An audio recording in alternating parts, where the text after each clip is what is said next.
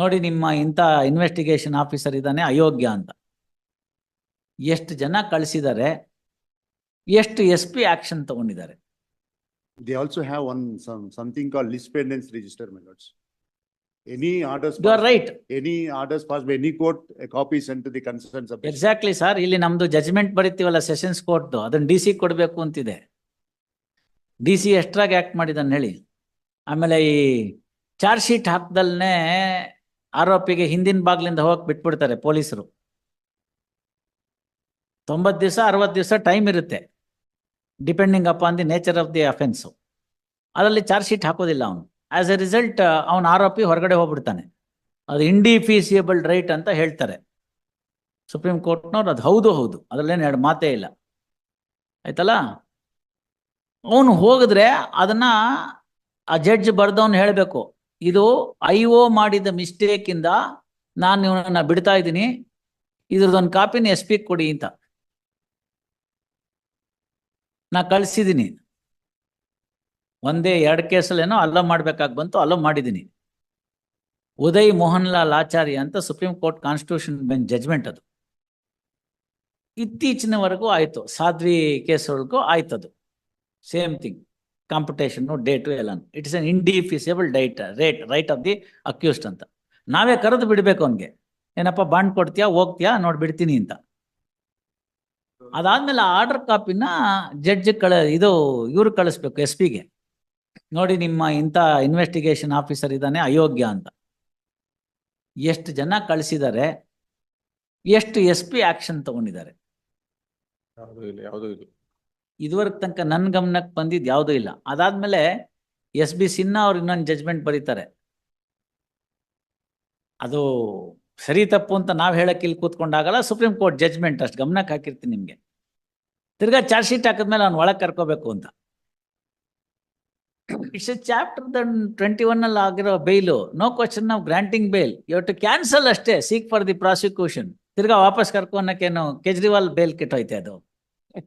But they follow this procedure in Tamil Nadu even now. Yes, you are right. They are following. ನಾನು ಹೋಗಿದ್ದೀನಿ, ಸುಮಾರು ಕೇಸಿಗೆ ಹೋಗಿದ್ದೀನಿ. ಕೊಯಂಬತ್ತೂರ್ಗೆ ಹೋಗ್ತಾ ಇದ್ದೆ ನಾನು ನಡೆಸೋದಕ್ಕೆ, ಟೆಕ್ಸ್ಟೈಲ್ ಮಿಲ್ಲು ಅದು ಇದು ಕೇಸ್ ನಡೆಸೋದಕ್ಕೆ ಹೋಗ್ತಾ ಇದೆ. They follow this method. You are right. Now the question is, you have fail to prove. ಇನ್ನೇನಾದ್ರು ಇದ್ರೆ ತಗೊಂಬಂದು ಕೊಡಿ. ಏನು ಇಲ್ಲದೆ ಆದರೆ ನಿಮ್ಗೇನು ಬೇಕಿತ್ತೋ ನಿಮ್ಮ ತೋಚಕ್ಕೆ ಬಿತ್ತೋ ಅದು ಮಾಡಿ. ಇಲ್ಲದೆ ಅವ್ರ ಜೊತೆನೇ ಏನಾದ್ರು ನಿಮ್ಮನ್ನು ಪರ್ಫೆಕ್ಟ್ ಮಾಡ್ತೀನಿ, ನಮ್ಗೊಂಚೂರು ದುಡ್ಡು ಕೊಟ್ಬಿಟ್ರಪ್ಪ ಅಂತ ಕೇಳಿ. ನಿಮ್ದೇನಾರು ರೈಟ್ ಇದ್ರೆ ನೀವು ಅವರು ಅಷ್ಟೇ ಇರೋದು, ಅದಕ್ಕೋಸ್ಕರ ಇಟ್ಟಿದ್ದಾರೆ. ನೀವು ಇಬ್ರು ಒಟ್ಟಿಗೆ ಇರುವಾಗ ಹೇಳ್ಬೇಕು ಅಂತ ಹೇಳಿದ್ದೀನಿ. This matter was heard at length, my lord, 2 days before his lordship Justice Anil Katti, your lordship. Correct. ಆವಾಗ ಅವರು ಬರ್ಲಿಲ್ಲ ಅಂತ ಹೇಳಿ ಒಂದ್ ಕಾರಣಕ್ಕೆ ಅದು ಮುಂದಕ್ಕೆ ಹೋಯ್ತು. ಎಲ್ಲಾ ಕೇಳಿ ಆಲ್ ರೈಟ್. ಶಿವರಾಮ್, ಒಂದೇ ಪ್ರಶ್ನೆ, ನಿಮ್ಗೂ ಟೈಟ್ಲ್ ಏನಾದ್ರು ಸ್ವಲ್ಪ ಕ್ಲೌಡ್ ಅಂತಿದ್ರೆ, ಅವನೊಬ್ನೇ ಗಲಾಟೆ ಮಾಡ್ತಿರೋನು ಅಂತಿದ್ರೆ, ಅಷ್ಟೋ ಕೊಟ್ಬಿಟ್ಟು ಎಂಟ್ರಿ ಇಂಟು ಕಾಂಪ್ರಮೈಸ್. ಇಲ್ದರೆ ಇಂಡಿಪೆಂಡೆಂಟ್ ಆಗಿ ನಾ ಮೇಂಟೈನ್ ಮಾಡ್ಕೋತೀನಿ ಅಂದ್ರೆ ಇನ್ನೊಂದು ಲಿಟಿಗೇಷನ್ಗೆ you are exposing yourself. If possible put an end here. Number 1 ಮಾತು ವಿಚಾರಿಸಿ. ಅದಕ್ಕೇನೆ I will have it on 22nd. Humble submission, my lords. Page 14 ಅಲ್ಲಿ ನಾನು ಓದಿದ್ದೀನಪ್ಪ ಪೂರ್ತಿ. ದಯವಿಟ್ಟು ಅದನ್ನೆಲ್ಲ ತಿರ್ಗಾ ಓದ್ಬೇಡ. That is your contention, that is not the proof. Elaborate ಆಗಿ ಫಸ್ಟ್ ಅಪ್ಲೈಟ್ ಕೋರ್ಟ್ ಅಲ್ಲಿ. ಆಯ್ತು ಬಿಡಿ, ಅವ್ರಿಗೆ ತೃಪ್ತಿಗೆ ಒಂದ್ಸತಿ ಇರ್ತಾರೆ. Sir I read it sir. ನಾನು ಎಂಟೈರ್ ಜಡ್ಜ್ಮೆಂಟ್ ಓದಿ. That's why I is in a position to point out exactly where the finding is. Para 21. Contention is different from finding. ಅಷ್ಟೇ. Yes.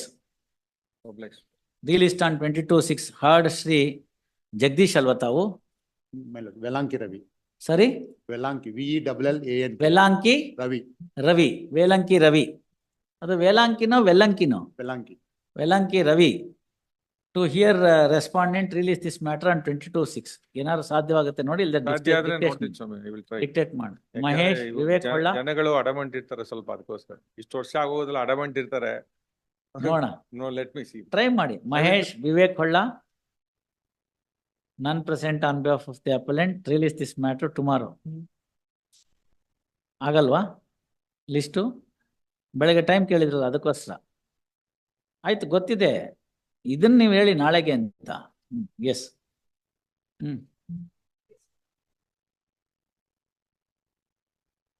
ಎಸ್.